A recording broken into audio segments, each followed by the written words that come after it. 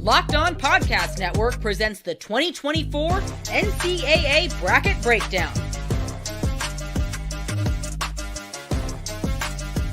Presented by Nissan.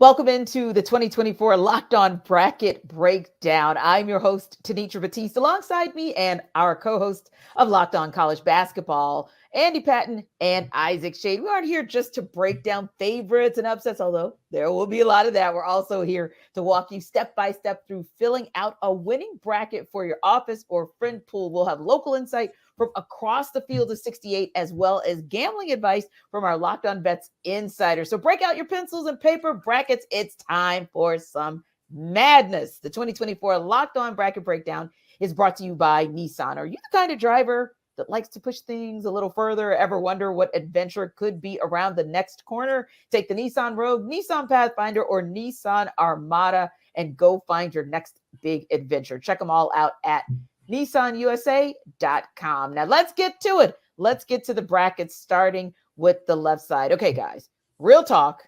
We've seen it twice, and I sure ain't going to bet on it that we're going to see it again this year. But for kicks and giggles, Isaac, for kicks and giggles, Andy, we'll actually talk about it. The 1 seed is UConn over in the East bracket. The 16 seed is Stetson. And let's go ahead and talk about that 8 and 9 seed as well. Florida Atlantic being in that 8 spot and 9 with Northwestern. I probably am going to get a thumbs up from both you, Andy, and you, Isaac, about that 1 and 16 and UConn moving on. But just to make sure, tell me your thoughts on the 1 and 16 as well as the 8 and 9. Let's put a number on it, Tenitra. One seeds are 150-2 all time against 16. So yeah, big thumbs up. Yep, 100%. UConn's going to advance here. Shout out to Stetson for being in the big dance. It's been a long time since they're here, but yeah, they're not going to get much of a chance here.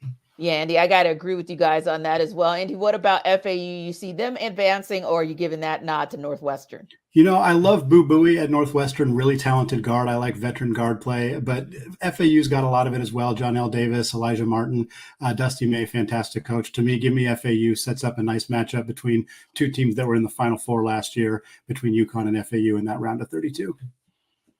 Absolutely. Same for me, Tenitra. I love the experience of FAU. Elijah Martin, whom Andy mentioned, is one of my favorite athletes in the tournament. Is this Dusty May's last ride in Boca Raton? We're going to find out, but I love getting 2 of these Final Four teams from last year squaring off in round 2.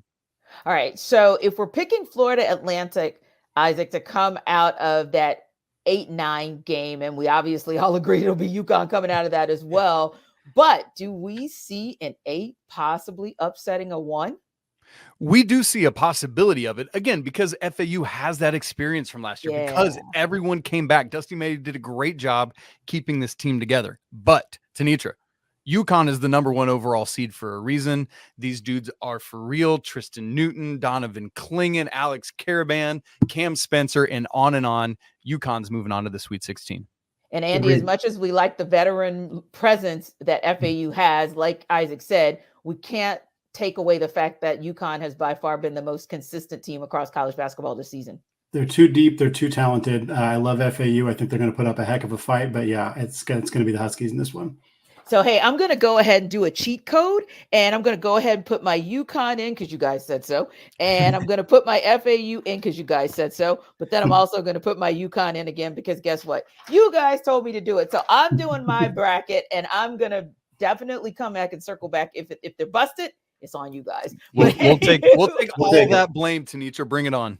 Bring it. All right. So let's make a little jump down the bracket, and we're going to talk about kind of that next space where it always gets tricky. Your 5-12 and your 4 and 13. So for 5-12, Andy, we got San Diego State, and then we've got UAB in that 12 spot. We also have Auburn in at number 4 over in that East bracket, and Yale at 13. Where do you kind of see that playing out as far as the 5-12 and then as far as the 4 and 13?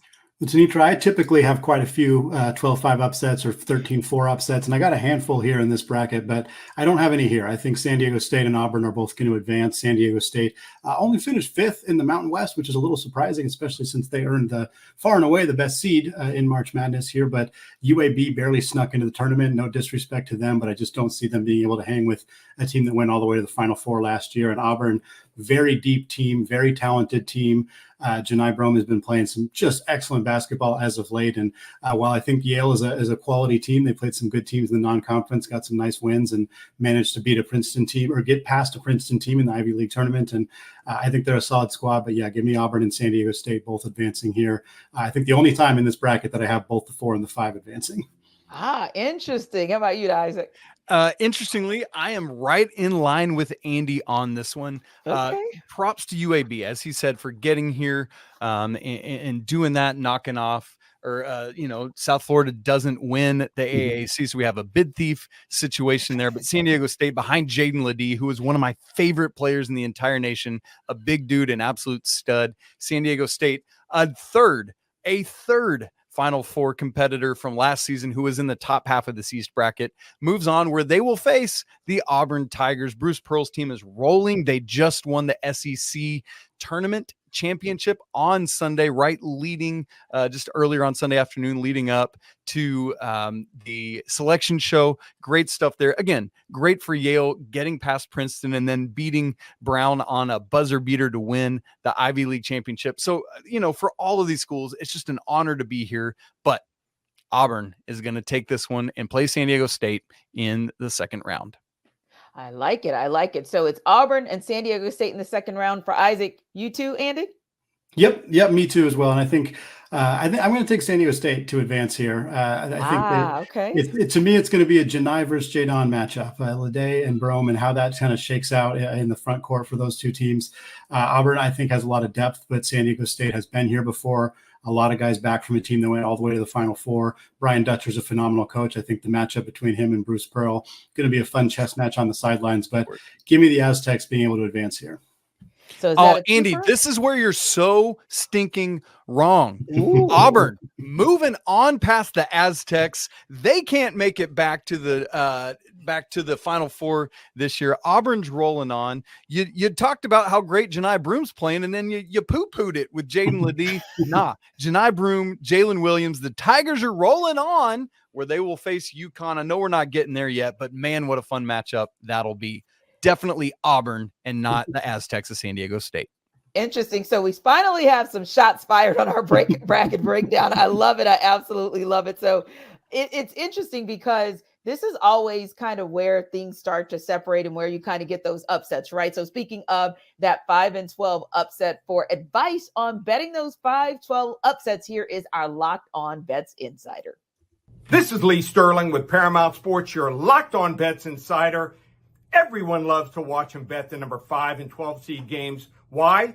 The number 12 seeds have gone 53-99, almost 35% since the field was expanded to 64 teams in 1985. My top 2 number 12 seeds to win straight up this year, James Madison, money line, plus 175 versus Wisconsin.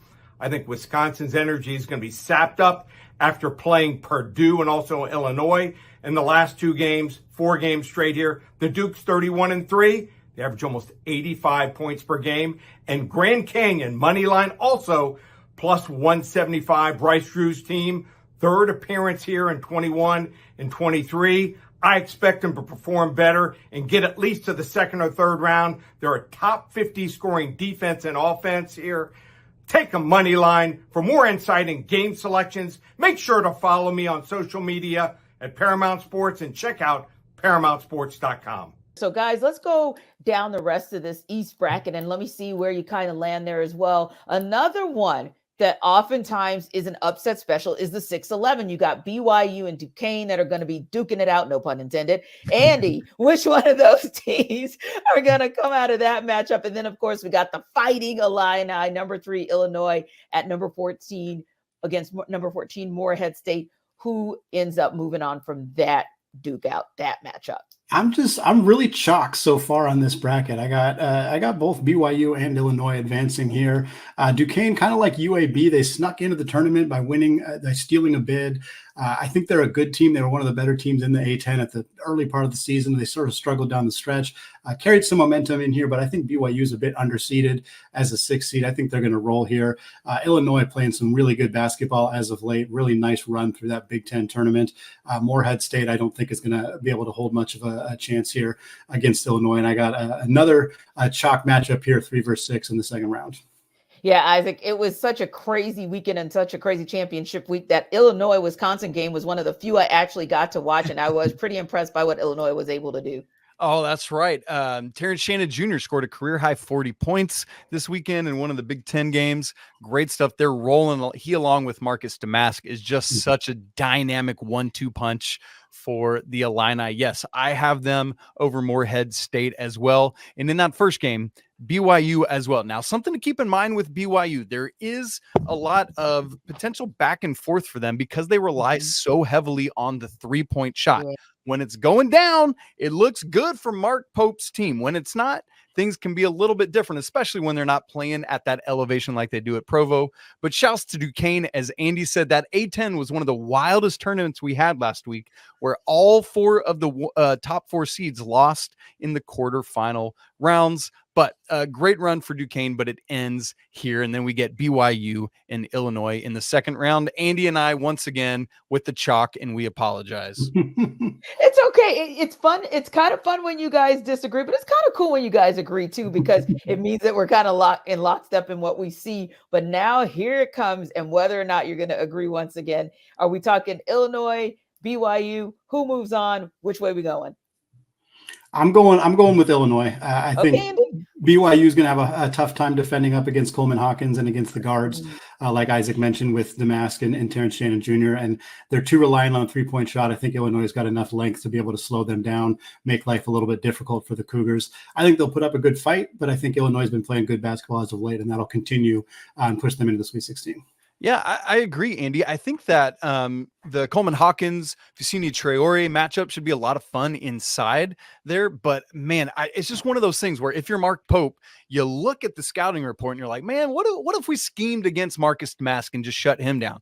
Well, then here comes Terrence Shannon Jr. scoring about 87 points on you, and vice versa. So just too much offensive firepower for Illinois. But be advised, folks, Illinois has a terrible defense. They are 93rd at KenPom defensive efficiency. That offense, elite 3rd, but that defense could be their undoing, but I don't think it will be yet. I've got them moving past the Cougars.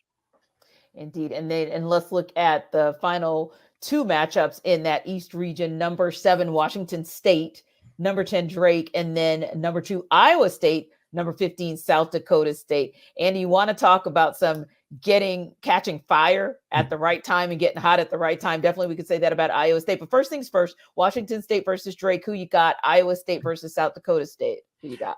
Look, I couldn't go fully chalk for the entire bracket or the entire region here. So I like this Drake team a lot. Tucker DeVries is one of the best players in the country that hasn't gotten as much attention. He's 6th in the country in scoring, really talented power forward. His dad, Darian DeVries, is the head coach at Drake. This team took out Indiana State in the Missouri Valley Conference Tournament.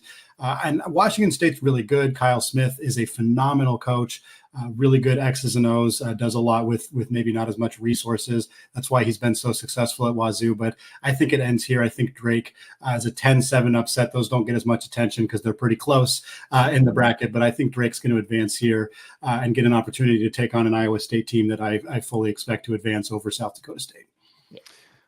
Yep, agreed, Andy. And the interesting thing here is that these games are in Omaha, and Washington State's traveling all the way across the country, where Drake's going to be pretty close there. And so in some ways, it's one of those geographical bummers for the Cougars, who had a shot for a while at either getting the final Pac-12 regular season championship, but just couldn't win enough games down the stretch. I'm right with you for everything you said about Drake. I love DeVries. He is a dynamic scorer. If you haven't seen him, you need to. Here's the problem. When they face Iowa State in the second round, Iowa State, by the way, who's going to beat South Dakota State. I just saw this team in person this weekend at the T-Mobile Center in Kansas City. They are a dominant force on defense, where they're the number 1 team in the nation defensively at KenPom.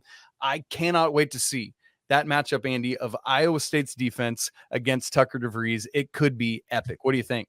Yeah, I'm with you. I think Iowa State advances there. They're too good. They're too talented defensively, too long, too well coached with TJ Otzelberger. I think Drake's a good team, and I think they have a great chance of being in that round of 32, but I'd be pretty surprised if they find a way to pull off an upset and get into the Sweet 16.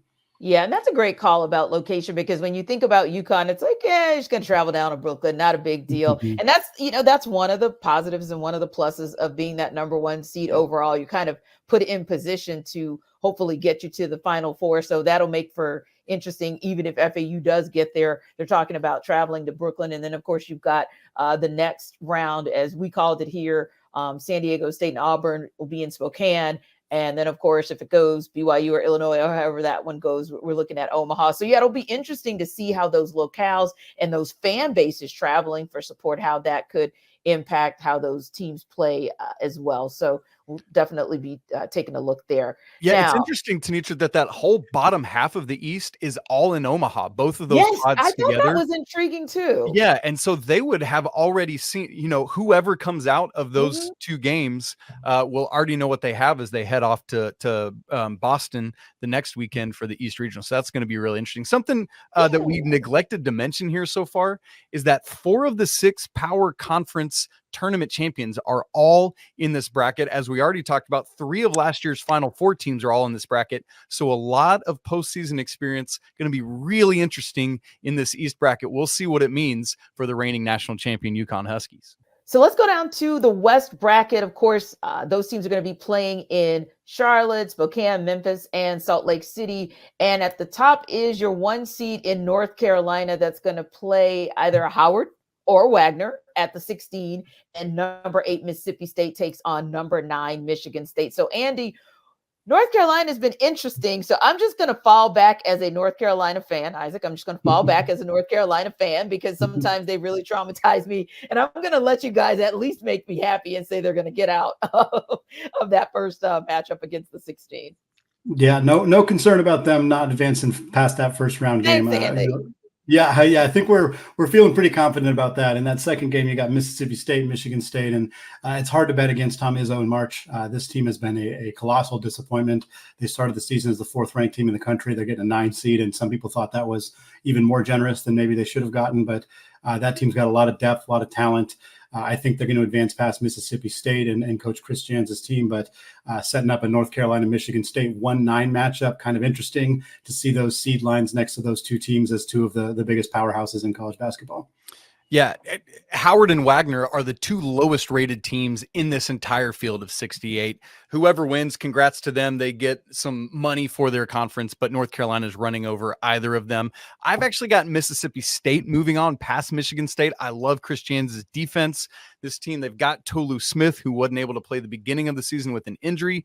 Now he's back. And boy, if that's able to happen, what an interior matchup we would have with he and Armando Baycott in round 2. I cannot wait to see the big boys go at it.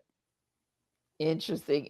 So out of that, North Carolina, are we talking, Andy, North Carolina taking on Mississippi State, and who moves on? Or are we talking North Carolina, Michigan State, who moves on? Ultimately, who comes out of that matchup? Yeah, it's still Carolina for me over Michigan State. I think Michigan State, if they do advance, will give North Carolina some trouble, just because Tom Izzo's a fantastic coach, and he'll find some advantages, some mismatches and whatnot. But the Tar Heels are just too good, and I think they're going to advance, and they're going to be in the Sweet 16. Yep. Okay. Andy and I chose different teams to come out of that 8-9 game, but the result of the second round's the same. Tar Heels are moving on. They got humbled a little bit in the NCAA or the ACC tournament on Saturday night against NC State. Tenitra's wearing her red glasses to prove it. And but North Carolina is going to be locked and loaded. They're moving on to the Sweet 16. Indeed. So let's talk about one of the fun ones. At least it's been fun for me. It seems like every time I tune in to watch that 5 seed St. Mary's, they're winning a game. So they've been fun to watch the entire season. And then they'll take on the 12 seed Grand Canyon. Alabama's in that 4 spot, and Charleston is the number 13 seed. Where do we see those 2 matchups landing, Isaac?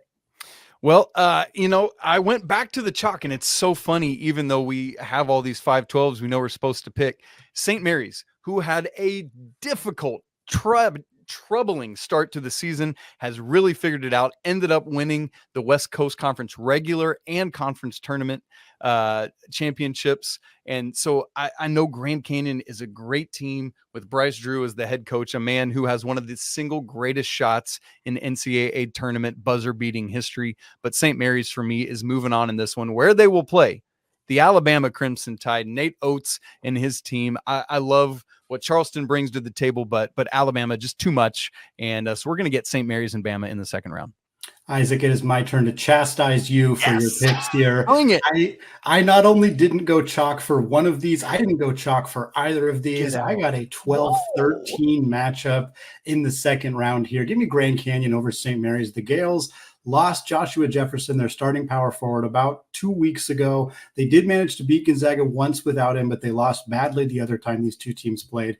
Mason Forbes has stepped into the starting lineup. He is offensively pretty anemic, great defender, great rebounder, doesn't do much offensively. Feels like they're playing 4-on-5. I think Grand Canyon and Bryce Drew can exploit that. Tyon Grant Foster is one of the best mid-major players in the entire country. I think St. Mary's going to have trouble with him.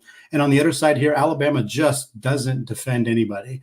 One of the worst defensive teams at that Power 6 level that we've seen all year long. Charleston is an incredibly well-coached team. They're a disciplined team. They're a 30-win team last year. I picked Charleston to be a 12-5 upset last year. The team that they played last year was San Diego State, who went to the Final Four. So if I jinxed it and I'm sending Alabama to the Final Four, I apologize, especially to our leader, Zach Blackerby, the host of Locked On Auburn. But we will see if that happens. But I think we could be seeing a fun mid-major matchup between Grand Canyon and Charleston in the second round there.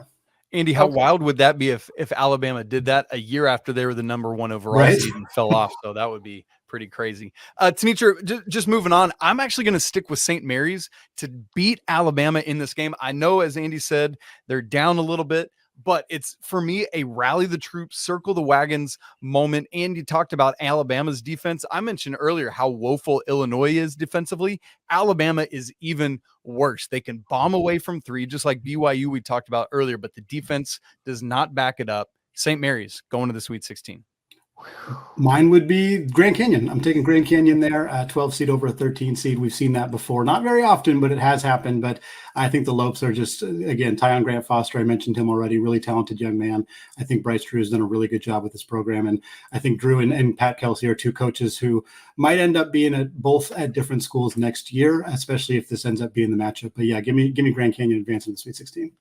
Interesting. Now, as far as who could bust up the brackets, like these guys have already started kind of busted up the brackets, but as far as who else could bust up the brackets this year, here's our Locked On College Basketball and NBA Big Board contributor.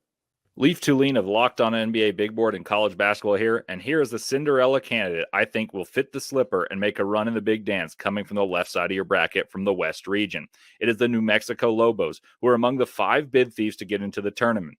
The Lobos are actually favored by 2.5 points in their opener against Clemson, who is the 6th seed. That is very rare and indicates value there right off the bat.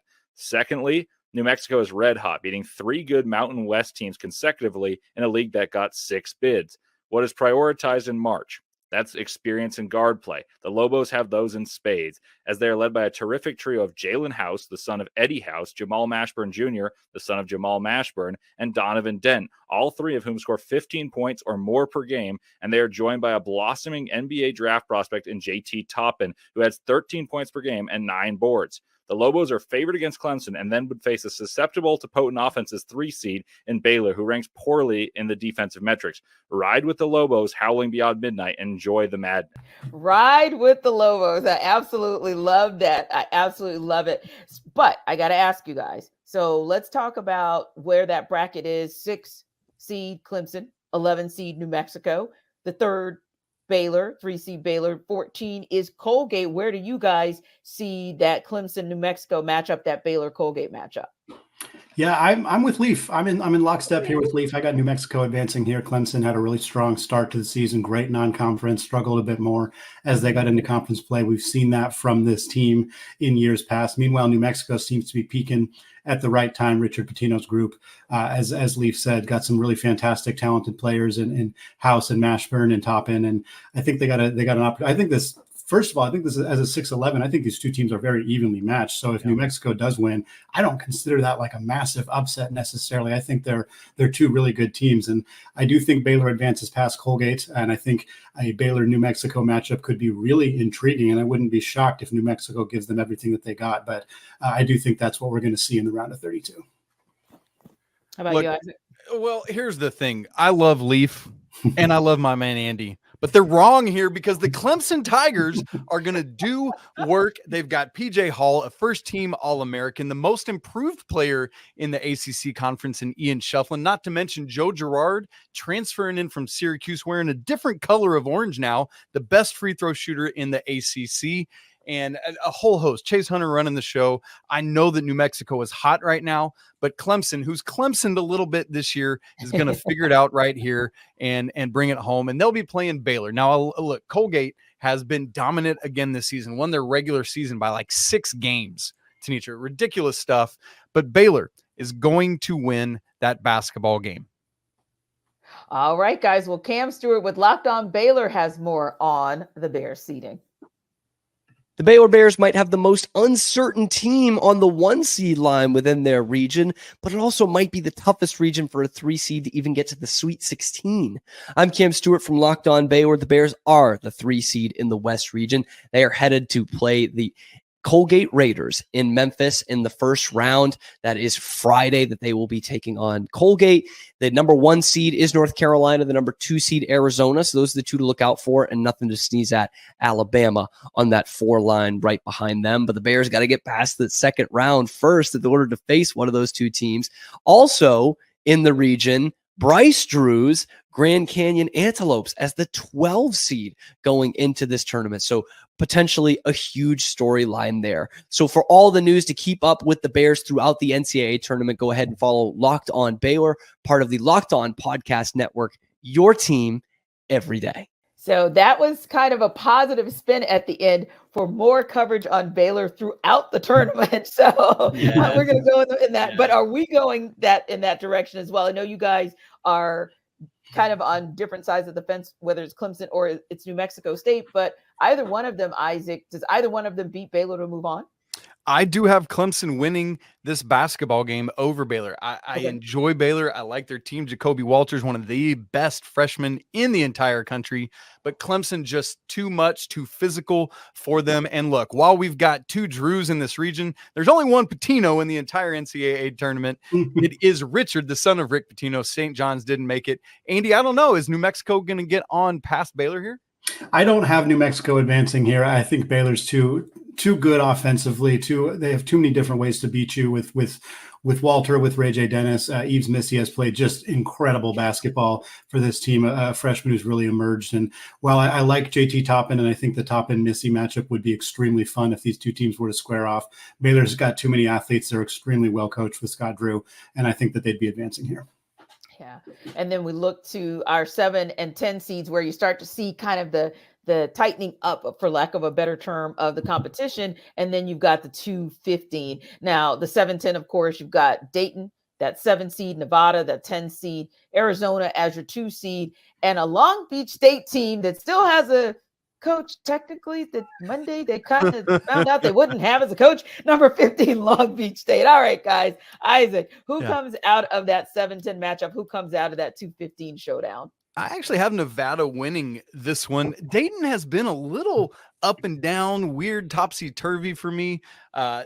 Like as highly rated as they've been in the computer polls, just didn't do enough actually winning basketball games. Dayron Holmes, though, one of the best big men in the entire country, is a lot of fun to watch. But I've got Nevada winning that game. And then Tommy Lloyd's team, yes, Long Beach State, what a hilarious story with Don Monson getting fired on Monday and winning the conference tournament over the weekend.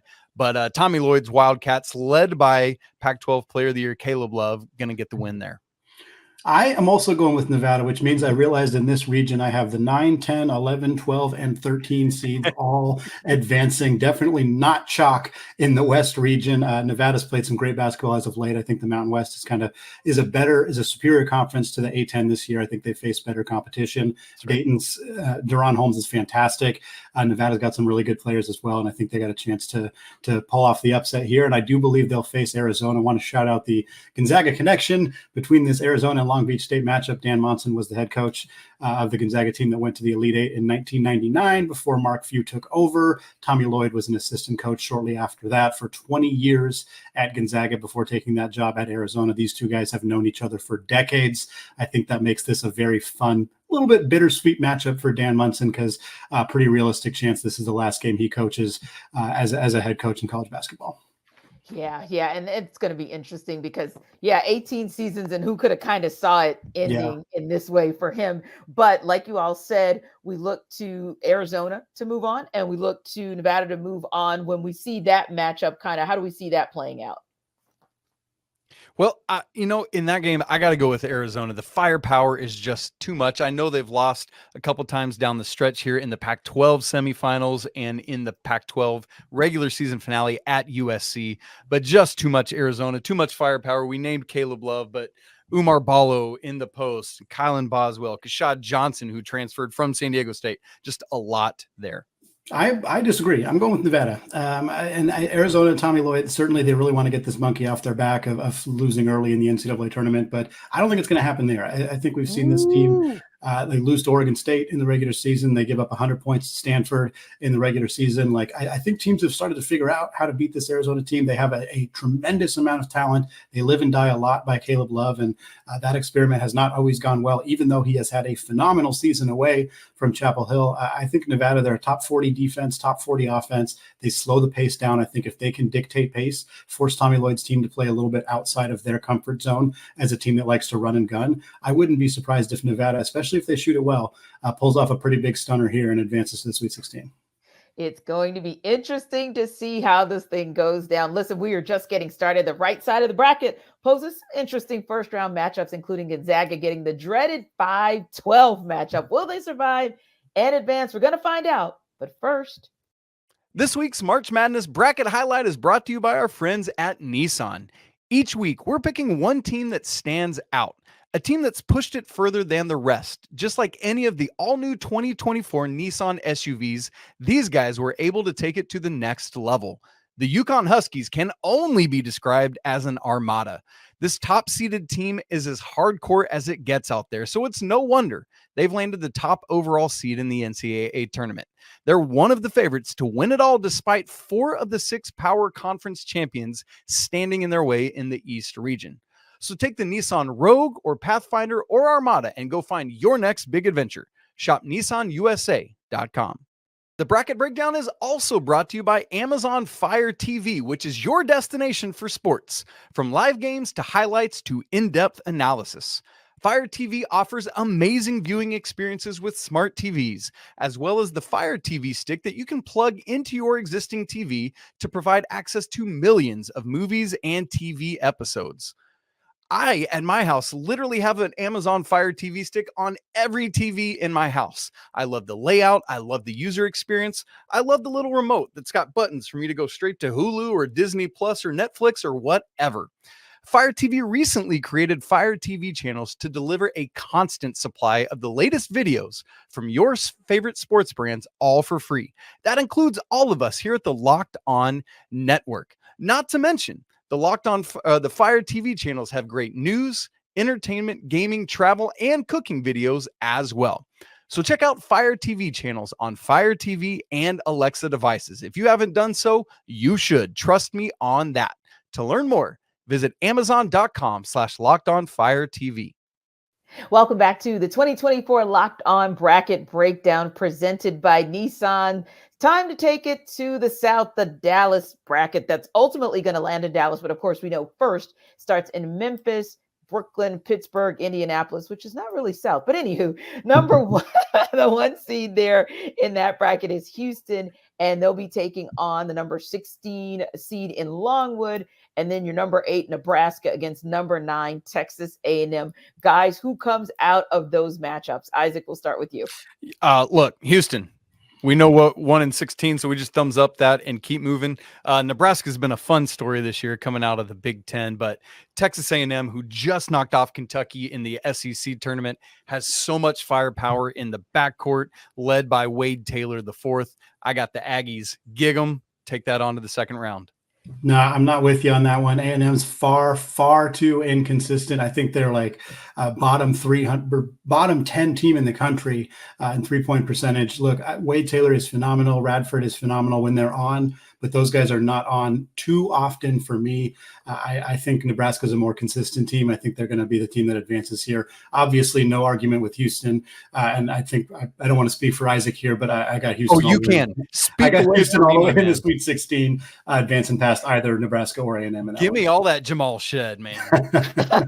Yeah, he's a bad man. So let's just go to our 5-12 and see if we got any upset specials there. We got Wisconsin as the number 5 seed. And we got James Madison as the number 12. And then we got the Dukies at number 4 and number 13, Vermont. Where are we going, Isaac? It's weird. I keep picking all the chalk in these 5-12s and 4-13s, and I'm doing it again. I know. How boring of me. But look, Wisconsin, who had closed the regular season losing 8 of their final 11 games, somewhere finds what they had done prior to the beginning of February and turns it back around in the Big Ten tournament, knocking off Purdue as part of it. I've got them upsetting James Madison, even though not upsetting, good grief, beating James Madison. Boy, that would be funny if James Madison was favored. Beating James Madison, despite the fact that James Madison has had success against the Big Ten, started off the season beating Michigan State, but I got Wisconsin here. And then Duke, while they have had some troubles, just too much for the Vermont team. Yeah, I'm going James Madison. Lee Sterling said that he's got James Madison and Grand Canyon as the 2-12 seats to watch. I'm 100% lockstep there as well. I got the Dukes here moving on. Mark Byington, a phenomenal coach. I think he's probably coaching his last couple games at James Madison. I know West Virginia, among other schools, are really eyeballing him as a potential replacement. But I think, having said that, this is going to be the trendy. I guarantee you, this is going to be the trendiest 12-5 upset. 100%, because Wisconsin has struggled. It is very well known that they have struggled. James Madison was immediately in the headlines 3 days into the college basketball season because they beat Michigan State, because they beat Kent State. So for more casual fans who have kind of just been in and out, they know James Madison has some big upsets. They know Wisconsin struggled. They know 12-5 upsets are the pick. They're going to pick it. I'm going to pick it. But we have seen a lot of years where the most popular, trendy 12-5 upset pick is not necessarily the one to go with. Hedging my bet a tiny bit there, but I am going to stick with James Madison, and I have them playing. It's going to be the Dukes versus Duke. I do have Duke. I want to ask you, how big a factor was that in this upset decision? Duke against Duke. Dukes versus Duke is definitely a fun storyline that we could roll with there. But no, the Catamounts are a good squad. I think they've won 8 straight conference regular season titles, but Duke's just too good. They're struggling a little bit. I'm not sure they're going to be as dominant of a program in this tournament, but I think they're going to advance here past Vermont. But does it matter, Isaac? Because at the end of the day, are we not still ultimately saying, hey, whichever one of you guys run up on U of H, it's going to be a done deal? Yeah, I mean, ultimately, I will eventually have Houston moving all the way through. We'll talk about that later. But I do have Wisconsin beating Duke here. Duke is the more supremely talented team, clearly. But they have shown youth and inconsistency this year. Wisconsin is a veteran team. They're methodical. Their offense, typically when we think Wisconsin, what do we think? Bo Ryan, defense. Let's grind to a halt. This Wisconsin team is a good offensive unit. I think they can knock off the Blue Devils, and I have them doing so. You can pat yourself on the back for your bold 5 seed over a 4 seed. I'm taking my 12 seed over a 4 seed here. No. 5 over 4 is awesome. Give me James Madison, Sweet 16. Give me the Dukes here. I think they can take him. Kyle Filipowski obviously is a huge storyline for Duke if he's playing well, if he's doing what he's able to do. I think James Madison's going to have a hard time, but they got two really talented, really veteran players. I already mentioned Byington, a phenomenal coach. We saw this team knock off a really good Michigan State team. We've seen them do it time and time again. I think this is an opportunity for another 12 seed to be in the Sweet 16 and setting up a nice matchup between Houston and James Madison. Andy, where do we see it going when we start to look a little bit further down the bracket? You've got Texas Tech as a 6 seed, NC State as the 11 seed, Kentucky in that 3 spot, and Oakland at 14. Where do we see those two matchups playing out? Back to going chalk here. I got Texas Tech advancing past NC State. Look, what an incredible run from the Wolfpack. They deserve all the golf claps in the world for winning 5 straight games. They beat 5 teams who had all won a national championship in the 2000s. That's an incredible accomplishment, even if Louisville and Syracuse are not exactly at the level they've been in the past, but still a huge run for them. But I think it runs out here. Texas Tech, really well-coached team. Grant McCaslin does an awesome job with that group. I think they advance. I think Kentucky advances past Oakland here as well. Just too much firepower, too much pure talent on that Wildcats team to not to suffer a loss here. So I think we look at a 3-6 matchup between the Red Raiders and the Wildcats of Kentucky. Completely agree on the Kentucky side of things, but I have NC State keeping it. Oh, wow. Another ACC team advancing from Isaac. Yeah, you know what? I didn't even really realize that, but here we are. But let me say this. NC State is just the second ever team to win 5 games in 5 days to win their conference tournament championship. The other, the Kemba Walker UConn Huskies team that went on to also win the NCAA tournament. Now, I don't think NC State's about to do that, but I do have them getting past Texas Tech. The Red Raiders are a little bit banged up here. As Andy said, Coach McCaslin has done a great job in his first year in Lubbock, but NC State and their big man inside, DJ Burns, is a force to be reckoned with. He had 7 assists in that ACC championship game. Watch what happens as he is inside with guys like DJ Horn. It's the DJ show for NC State. Give me the Wolfpack moving on to the second round. Gotcha. So if we then look, and we're going to stop for a second and kind of hear a little bit more about this, but there are some intriguing matchups to figure out whether or not who those teams are going to meet as well. And that's with our number 7 seed in Florida, and then our number 10 seed there with Colorado or Boise State, number 2 Marquette, and number 15 Western Kentucky. But let's hear from our guy Brandon Olson with Locked On Gators. He'll have more for us on Florida's position in the tournament. It turns out going 3-1 in quad 1 this weekend and being the SEC runner-up means nothing for the NCAA tournament. I'm Brandon Olson with Locked On Gators. The Florida Gators are the 7 seed in the South bracket and will face either the winner of Boise State or Colorado, and then if they win, they will face off with likely Marquette. Kentucky's in the bracket, Nebraska, Wisconsin, Texas A&M, Duke, and Houston. And the Florida Gators, it's an interesting situation to play the winner of a play-in game on Friday because you don't have all this time to prep. You are coming off a huge injury with Micah Handlogton, who will miss the entire tournament. But the Florida Gators will persevere and show up, and I still don't understand how everybody thought that they'd be a 5 or 6 seed going into the SEC tournament. Then they went 3-1 in quad 1 games, including a loss to Auburn. And somehow the Florida Gators are a 7 seed. For more coverage of the Florida Gators during this entire tournament, check out Locked On Gators, your team every day. So Brandon has made his case for his Florida Gators. They're, like we said, the number 7 seed versus either Colorado or Boise State at number 10. Isaac, who do you think's coming out of that matchup? And then, of course, we've got Marquette versus Western Kentucky, the 2-15 seed. Well, Brandon's right. What happens in the SEC tournament often doesn't show much to the selection committee, it seems, year after year. I've got the Slash winning this basketball game. Whether it's Boise State or Colorado, I think either of them will knock off the Gators. I hate the loss for Micah Handlogton in the SEC championship game. Boise State is underseeded. They should have been ranked more highly, as we've said about a couple Mountain West teams. Colorado has so much talent. KJ Simpson, Cody Williams, another one of the best freshmen in America, Tristan Da Silva. This threesome can really put it together. They've struggled with some consistency this year, but I honestly, truly like either of these teams to beat Florida. And then Marquette, Tyler Kolek is ready to go according to Shaka Smart. We'll see what happens this week, but they're going to beat Western Kentucky. Yeah, I hate the hand locked in injury for Florida. I'm curious if that made an impact on them getting seeded at a 7 when, yeah, I can totally understand BO's argument for them being a 6, maybe even a 5 seed. But Todd Golden, phenomenal coach for the Gators. He's a very analytical mind, I think takes a lot of research. I think the fact that he won't get as much time to prep for his opponent is something that could impact the Gators. I'm with Isaac 100%. Boise State or Colorado, whoever wins that game, which is going to be a really fun game, by the way. Yeah. That team, I think, advances past Florida. They end up playing Marquette, who, even if Kolec's not at 100%, they're going to advance past Western Kentucky. We'll see if that impacts them a little bit further down the line in this tournament. But I think you're going to see Marquette playing either Boise State or Colorado in that second round. Okay. And when we go to that second round, where do we go from there? Because we're still looking to see who's going to meet the vaunted U of H. But where are we going in that second round? Who moves on from there, Andy?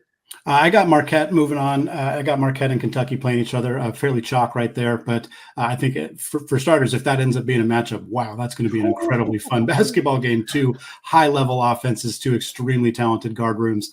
That's a really fun matchup, and I think that's what we're going to end up seeing coming out in the Sweet 16 there. I got the exact same, nothing more to say about it. Let's keep trucking. Love it, love it, love it. We are going to keep trucking along. We're headed to the Midwest round 1. And of course, Midwest will be in Detroit, but they'll start off in Indianapolis, Salt Lake City, Pittsburgh, and Charlotte. So let's go up to the top seed in this particular region. We're talking Purdue here. And of course, number 16 will be Grambling or Montana State. And then we look at number 8, Utah State against number 9, TCU. Let's take those matchups first. And guys, let me know where you're landing. Isaac. I got Purdue. It ain't going to be last year, baby. They're moving on. No sweat, no worries at all. And then Utah State Aggies. Man, what a story they have been this year. Great stuff. The 8 seed Utah State Aggies moving on to face Purdue. It's not going to be the same story for Purdue. I'm with you. I would love it if Montana State and Utah State advanced because Montana State's coach, Danny Sprinkle, took the job at Utah State last year. That'd be kind of a fun storyline, but it's not going to happen. Purdue is advancing. I do also have Utah State, the Aggies. I think they were underseeded, like we've talked about with a handful of Mountain West schools. It's the team that was in first place in the Mountain West for the vast majority of the season. 8 seed felt a little bit disrespectful in my mind. Really talented program there, and I think they advanced. And do we see Purdue or Utah State coming out of that matchup? Oh, it's going to be Purdue. I love Utah State. I'm excited about the matchup inside between one of the best names in college basketball, Great Osobor, against Purdue's National Player of the Year, presumptive dude, Zach Edey. But those sophomore guards have grown up. Purdue moves on to the Sweet 16. No, I'm picking a stunner here. I think Utah State would need a great performance from Osobor, but I think they could get it. I think Purdue, I know they're kind of the team that you can dunk on a little bit because of the loss of the 16 seed last year, but we've seen Purdue be susceptible to some teams that can play the style that Utah State can play. They're a really well-coached team. They can pack it in, force Zach Edey, get rid of the basketball, force those guards to beat them. I do agree with Isaac. Those guards are vastly improved from where they were last year, Braden Smith and Fletcher Lawyer. But apologies to the Lawyer family. That's right. Yeah. Big apologies this time.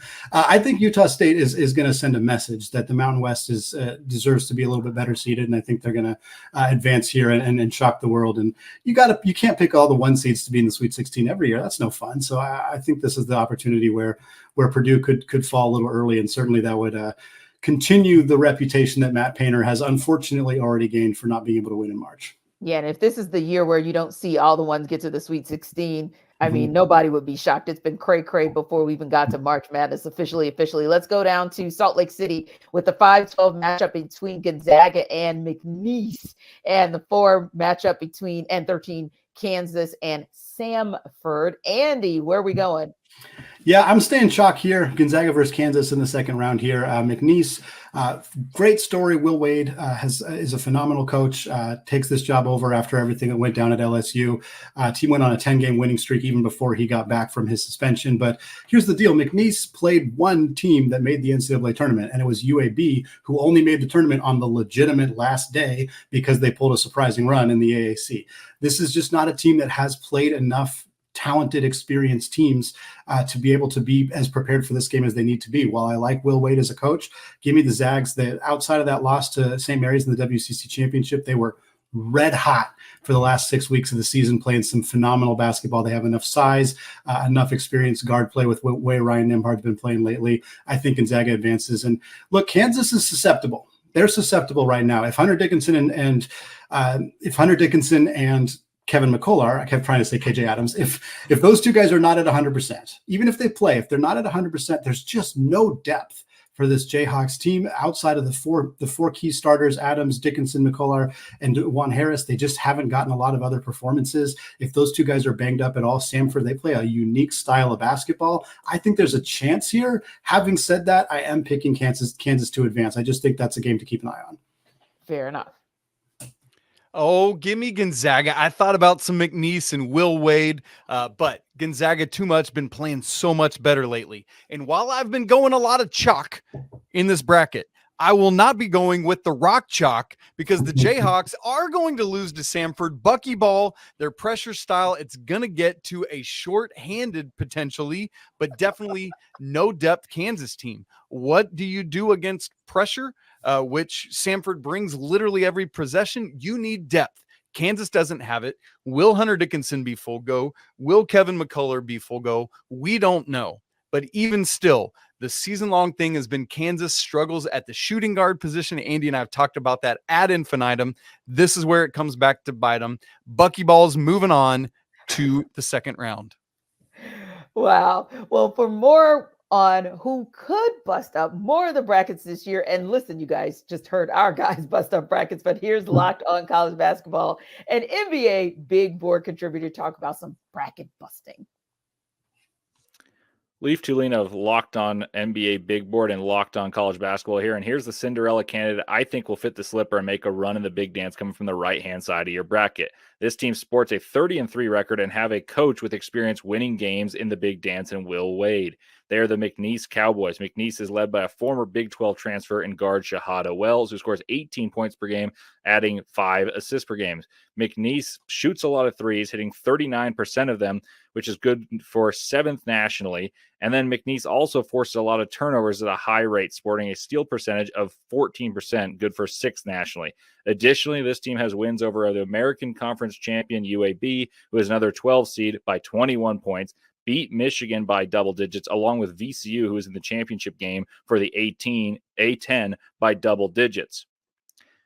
They are also well ranked in KenPom and adjusted efficiency on offense and defense, ranking ahead of other teams that made the tournament from high majors. That's really hard to be, and they've done it well. McNeese plays a team in Gonzaga that was supposedly going to be a 6 seed. That is a 5 because BYU does not play on Sundays, so perhaps less warranting the seed line they possess. Gonzaga is a team that is heavily reliant on bigs to score, and McNeese has the ability to disrupt and take the ball away from guards and disrupt the ability to get the ball into the post, which is where Gonzaga makes their hay.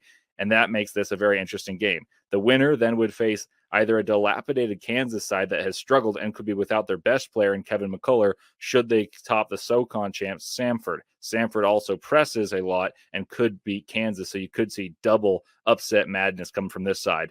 Let's see if McNeese can cause chaos and mayhem in Salt Lake City. I'll be at the games expecting to see it.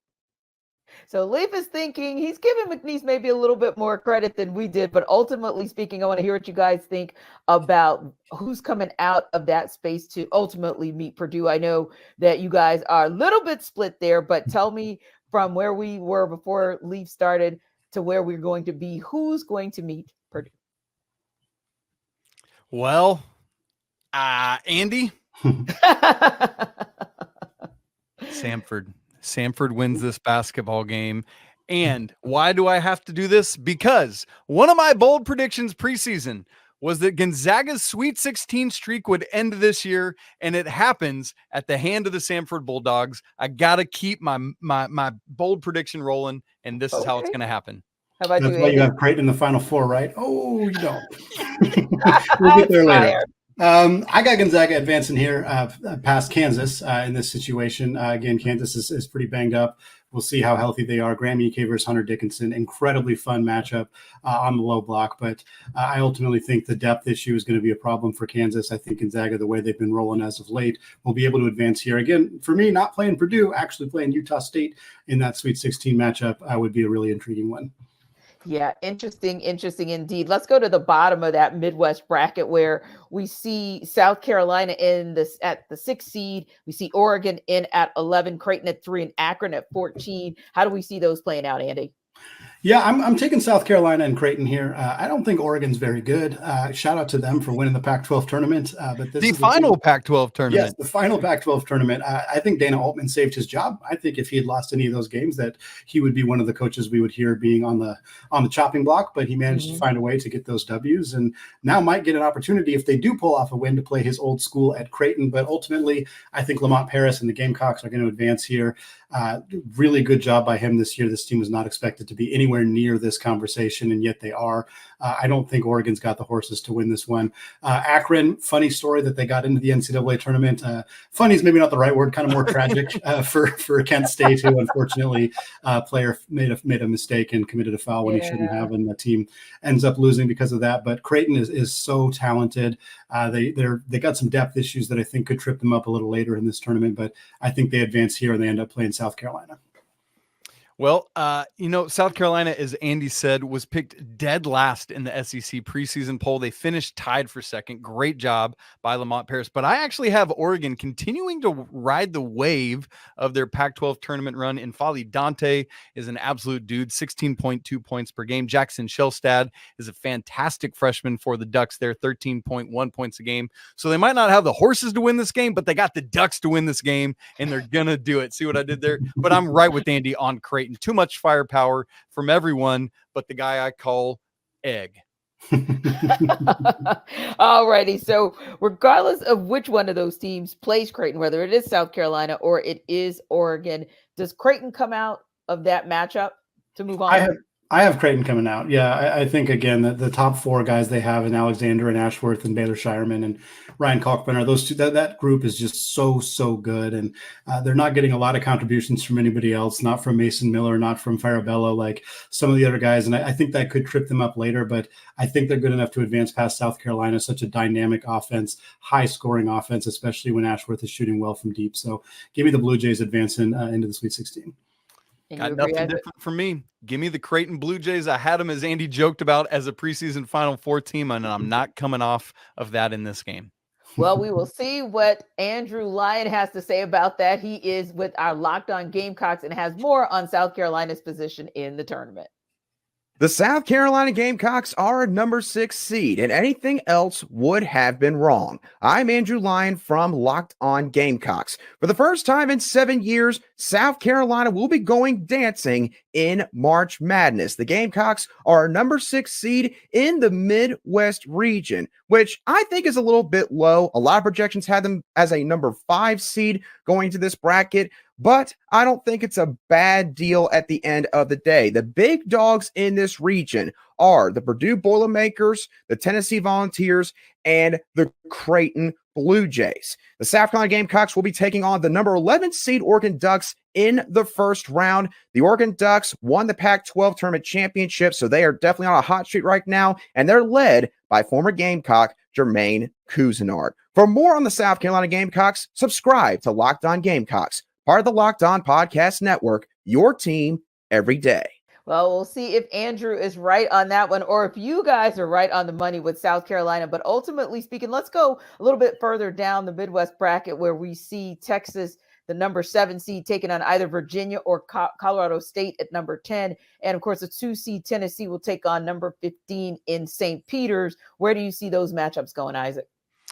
Well, I took the slashy earlier coming out of the play-in game, and guess what? It's happening all over again. Whoa. I know Andy gave me a hard time about the ACC earlier, and so let's fix that because I'm going with Colorado State coming out of that game and beating Texas, who's been underwhelming a year after making it to the Elite Eight. And then, look, St. Peter's won against an SEC team coming out of that 15-2 matchup a couple of years ago when they knocked off Kentucky in the 2022 tournament. It ain't happening this year. Too much Dalton Connect. The Vols are moving on to round 2. I'm with you 100% here. I'm also taking this last year between Virginia and Colorado State, picking both opportunities for those 10 seeds in the play-ins to advance, in part because Florida's vulnerable with hand-locked in. And frankly, I think Texas was a bit overseeded as a 7 seed. I don't think they're quite that good. And certainly when they're at full health, they can be really talented. And Dylan DeSue is a big factor for them. But ultimately, I'm taking the slash between Colorado State and Virginia. I think ultimately it is going to be Colorado State. Isaiah Stevens is just such a dynamic, talented, all-around guard, one of of the better mid-major guards in the country. And I think that's what we're going to see advance there. And I do think that team, Colorado State, will end up playing Tennessee. Again, love the Peacocks, love the story. It was a phenomenal run a couple of years ago. The fact that they lined them up as a 15 seed against a dominant SEC team once again is pretty entertaining, but Dalton Connect is too good. I think Tennessee advances here. And Andy, is it Colorado State or Tennessee who moves on? Tennessee. Tennessee is just so good.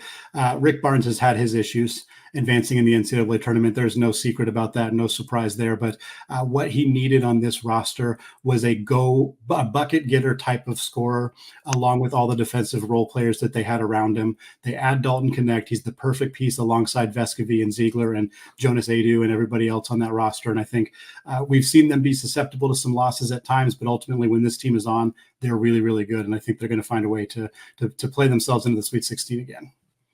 Yeah, shake off the rust of what you saw in the SEC tournament last week. Tennessee wins this game. Colorado State has been just too inconsistent, too up and down this year, particularly in Mountain West play. As great as Isaiah Stevens is, Tennessee has the defense to shut him down and enough offense to get it done. Move on to the Sweet 16.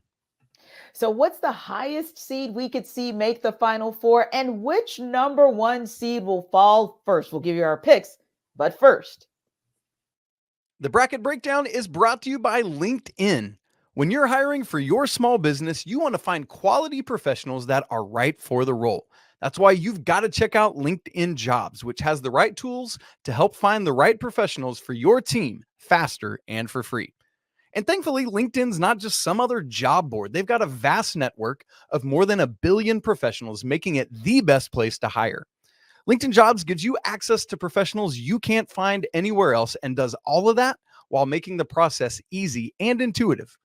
Beyond that, hiring is so simple when you have that many quality candidates. So easy, in fact, that 86% of small businesses get a qualified candidate within 24 hours. LinkedIn knows that small businesses like yours are wearing so many hats and might not have the time or resources to hire, so they're constantly finding ways to make that process easier for you. For example, they just launched a feature to help you write your own job descriptions. How great is that? So post your job for free right now at linkedin.com/lockedoncollege. Again, that's linkedin.com/lockedoncollege to post your job for free. Terms and conditions apply. Welcome back to the 2024 Locked On Bracket Breakdown presented by Nissan. So guys, it is time to move on through our brackets down to our Sweet 16. Let's take it to the East first. And Andy, I want you to take us through where you landed coming from 68/64 down to our 32 and ultimately to our Sweet 16. Who you got? Yeah, it's pretty chalk here for me in the East, and it kind of stays that way all the way through. I was 1, 2, 3, and 5 with San Diego State beating Auburn is the only upset to have happen in this region. So you got UConn versus San Diego State in the Sweet 16, of course, a rematch of the national championship game from last year. And then you got Iowa State and Illinois, your Big 12 and Big 10 conference tournament champions. Really exciting stuff there. And I got UConn advancing here past San Diego State, just like they did last year. And I got Iowa State out of the Big 12. They've just been playing some incredible basketball, elite defensive team for TJ Otzelberger. So give me UConn and Iowa State, the 1 versus the 2. I know it's not very fun, but I do think those are the 2 best teams in the East region. I think those are the teams that are advancing. And give me the Huskies going back to the Final Four. No team who has won a national championship has even advanced past the Sweet 16 the following year, since Florida won back-to-back in 2007, 2008. But give me UConn going all the way to the Final Four out of the East region. Crazy to think it's been 15 years. But yeah, Right. Isaac, you definitely were in the UConn space, but maybe some of the other teams, that's where kind of we split, and it's not so much chalk. Yes. Well, first, before we get lit up, Florida's back-to-back was 06 and 07, so I don't want Brandon Olson jumping out at us here. But this is the one region where I do have chalk, 1, 2, 3, and 4 in the Sweet 16. So UConn against Auburn. I'm going with the Huskies, breaking that streak that Andy was just talking about there, making it to the Elite Eight against Iowa State. Look, Illinois is such a good elite offensive basketball team, but Iowa State is the number 1 defensive team at Ken Palm. I love this matchup because of that offense defense. Iowa State too much. We saw that against Houston in the Big 12 championship game. And then this is where I have my first 1 seed falling. Iowa State is going to knock off the number 1 overall team in this tournament, the Cyclones, going to the Final Four with TJ Otzelberger. Whoa, you heard it here first. So let me make sure I make a note that this is where we kind of part the waters in that Eastern region. Well, Mark Zanetto with Locked On UConn has more on the Huskies' attempt to repeat. UConn is the number 1 overall seed, right where they belonged, even before the rest of the number 1s ended their regular season with a loss. Hi, I'm Mark Zanetto, your host of Locked On UConn. The Huskies open up the fence of their national title in Brooklyn Friday against the Stetson Hatters. The East bracket has the Big Ten champs, Illinois, the SEC champs, Auburn, the Big 12 champs, Iowa State, the A10 champs, Duquesne, and the AAC champs, UAB. But let's be honest. The reality is, for those teams in every other bracket, it's UConn's dance. No matter how many challenges you put in front of Danny Hurley and his team, nothing is stopping the champs from going back-to-back in Phoenix. Go check out my show daily on YouTube and wherever you get your podcasts. This will be a fun few weeks as we are in the mix for number 6. I love it. I love it. I'll remember those words as well, because I'm interested to see kind of how this plays out for UConn being the number 1 seed overall. That said, let's take it down to LA and look at what's going on in our Western bracket. Isaac, we're going to start with you this time. Take us through from where you are seated with the Sweet 16 and bring us all the way to your Final Four. Yeah, my Sweet 16 had North Carolina and St. Mary's, the 1 and 5 seeds, and then Clemson and Arizona, the 6 and the 2. And North Carolina, look, St. Mary's, Andy talked about earlier, has some injury stuff going on right now. Just too much talent, too much depth and experience for the Tar Heels. RJ Davis, the ACC Player of the Year, a presumptive first-team All-American, takes the Tar Heels to the Elite 8, where they will face their former teammate, Caleb Love, and former assistant coach Steve Robinson against Tommy Lloyd's team. I love this matchup. The backcourt of RJ Davis and Caleb Love going off against each other. The front court of Armando Bacot and Umar Ballo. So much fun stuff. Pella Larson probably against Harrison Ingram. That should be a blast. 2 former Pac-12 player, or 1 current Pac-12 player and 1 former Pac-12 player squaring off. I love this matchup, but I have the North Carolina Tar Heels moving on to the Final Four. I love the North Carolina Arizona matchup. I think it'd be absolute blast. But I had Nevada upsetting Arizona in that second round. You shouldn't have done that, Andy. You shouldn't have done that. Too late. That's what we got going on. So I have North Carolina taking on Grand Canyon. I have Baylor taking on Nevada. So it's a 1, a 3, a 10, and a 12. A very unique bottom half here of the bracket. Again, it has been a season full of parity. So why not toss a couple double-digit seeds into the Sweet 16? I do got the Tar Heels advancing past Grand Canyon. I think just too much firepower for Hubert Davis's team, too much size in the front court with Bacot and Ingram. And I got Baylor over Nevada for a lot of the same reasons.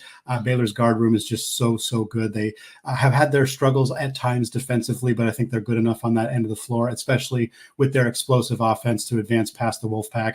I got North Carolina and Baylor in that Elite 8 matchup. And give me the Bears here.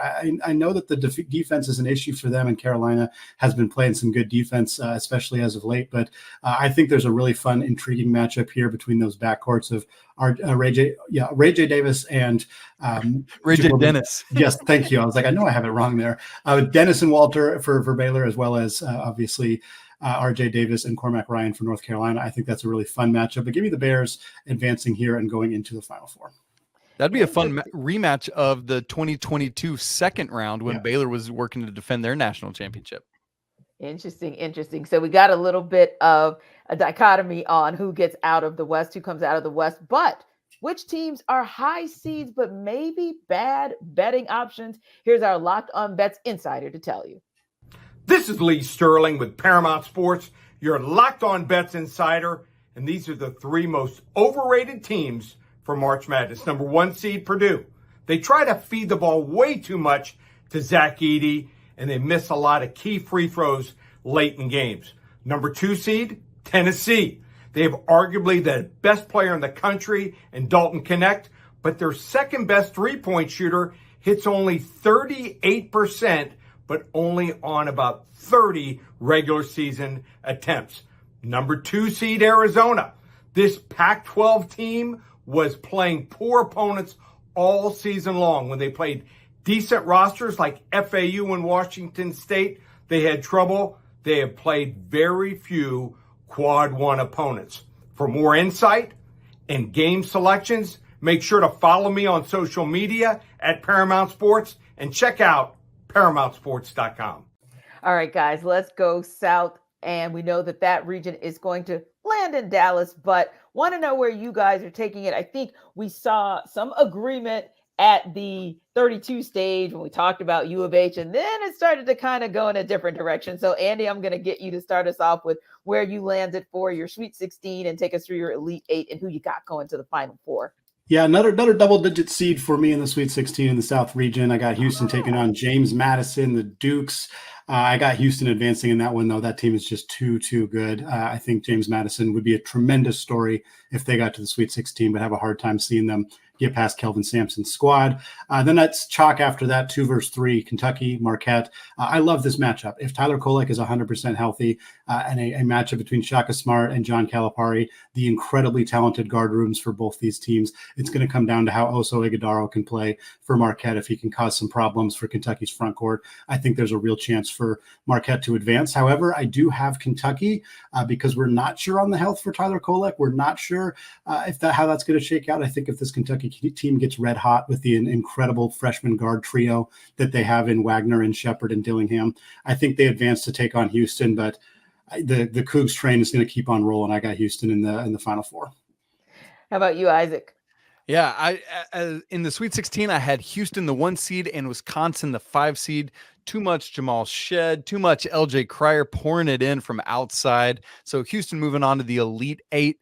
And in that Marquette, Kentucky, I actually hedged the other way that Tyler Kolek will be good to go. Shaka Smart had some comments on Sunday night after the bracket reveal that says everything is trending in that direction. And assuming he meets all those markers this week, he will be back, that his pain has receded. So I do have Marquette knocking off Kentucky. They are too much of a veteran team. I know that they're missing Sean Jones, who is one of their burners and athletes that can help with Kentucky's superior athleticism. But ultimately, Shaka Smart, I just think back to that team flying around against Kansas back in Maui in November. Andy, you remember that? What a crazy game that was. I see that happening in this game, and Marquette's able to move on to the Elite 8 where they will face Houston. But ultimately, too much Kelvin Sampson's team, too much defense, but just enough offense to get past Marquette and go to the Final Four in their first season in the Big 12. Indeed. Did I hear my bracket breakdown team actually come to agreement in one side of the bracket? Whoa, did. I love it. Let's see what happens in the Midwest. Andy, talk us through your Sweet 16 on down through your Final Four. Yeah, it's chalk except for one incredibly notable counterexample. Well, I guess two, but certainly Utah State being the upset here, the pick over Purdue, sticking with that. So I'd have them taking on Gonzaga in the Sweet 16. Down at the bottom, it'd be a 2 versus 3 matchup, Tennessee versus Creighton. I actually got Creighton coming out of that matchup. I think Tennessee, again, Lee kind of talked about it a little bit, some issues with outside shooting on that team outside of Dalton Knecht. We've seen teams, if they can slow him down, or even if he just has an off night, we've seen Tennessee struggle. We talked about Creighton having some depth issues as well, but they got 4 guys who can beat you. So even if Dalton Knecht, or even if, let's say, Trey Alexander or Baylor Shireman has an off night for the Blue Jays, they can still find a way to win. I'm not sure Tennessee can do that if Dalton Knecht has an off night. So give me the Blue Jays advancing. Give me the Zags over Utah State.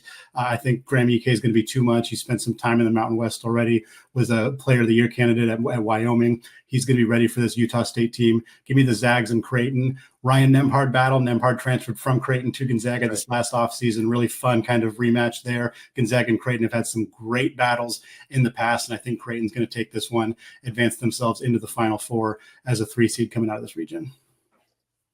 I had Purdue, the 1 seed, and Samford, the 13 seed in my Sweet 16. Look, one of the bracket things you folks need to know as you fill these out, you take your underdogs for a while, but once we get to the money-making time, you got to go with the favorites. Purdue over Samford to get to the Elite 8, and I have that same Creighton and Tennessee matchup, but I do have Dalton Knecht, Zakai Ziegler, Josiah Jordan-James, Santiago Vescovi taking over this game. The Creighton starting for the 4 of the 5 that always score and do the work, do it, but it's just not enough. As Andy said, Mason Miller doesn't contribute enough. Farabello doesn't contribute enough. Tennessee going to the Elite Eight, where they will face Purdue and Zach Edey, and Tennessee moves on to their first ever Final Four. Whoa. Okay, you called it. You called it. This will be very, very interesting. Now, if you want to take those bracket busters to the bank, we got somebody to help you do it. Here's our Locked On Bets Insider. This is Lee Sterling with Paramount Sports, your Locked On Bets Insider. And these are my 3 sleeper teams for March Madness. Number 5, Gonzaga. Number 1 and number 2, Purdue and Tennessee, are consistent choke artists in this region here. And number 4, Kansas, is banged up. This team beat Kentucky and St. Mary's on the road. Number 10, Drake, top scorer Tucker DeVries. Number 6, scoring in college basketball with over 21 points per game, had 13 games of 25 points or more, and the team shot over 43% from three-point range in conference tournament. And number 11, Duquesne. The Dukes have won 8 straight, and they rank number 34 in adjusted defense, the best among mid-major busters here.